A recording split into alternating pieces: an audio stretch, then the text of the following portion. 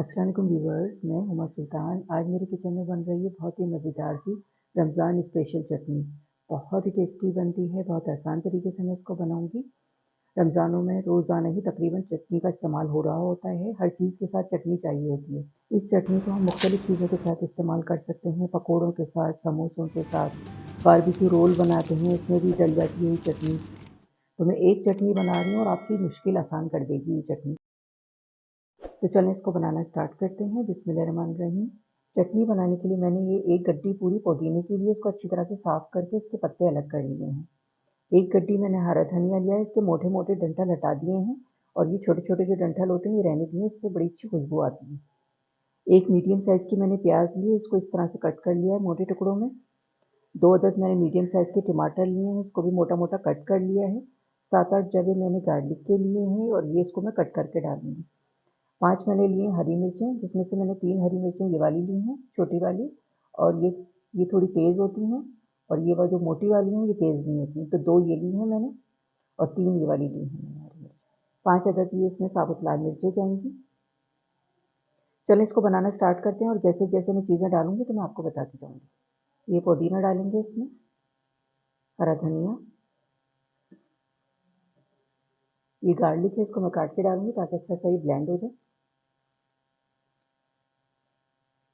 हरी मिर्चें भी कट करके डालूंगी। ये 1 अदद प्याज है, ये जाएगी इसमें। टमाटर, 5 साबुत लाल मिर्चें हैं, ये जाएंगी इसमें। अब इसमें मसाले शामिल करूंगी। 1 टीस्पून नमक, 1 टीस्पून ज़ीरा, 1 teaspoon chaat masala, half cup ये इमली का पल्प है।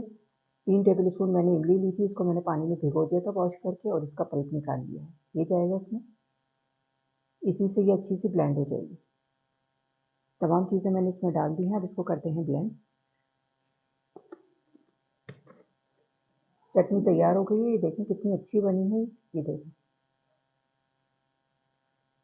चलें इसको निकालते हैं। बिस्मिल्लाहिर्रहमानिर्रहीम। बाकी मैं इस जार में भी डाल दूंगी इसको।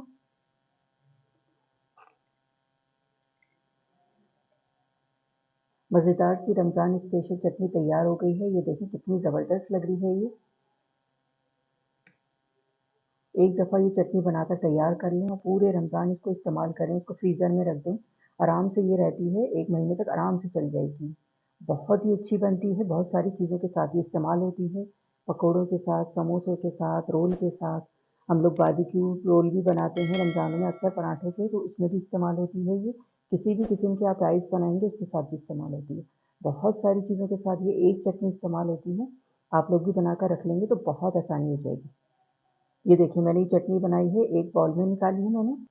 ये देखिए मैंने जार में भी कर ली है ये चटनी।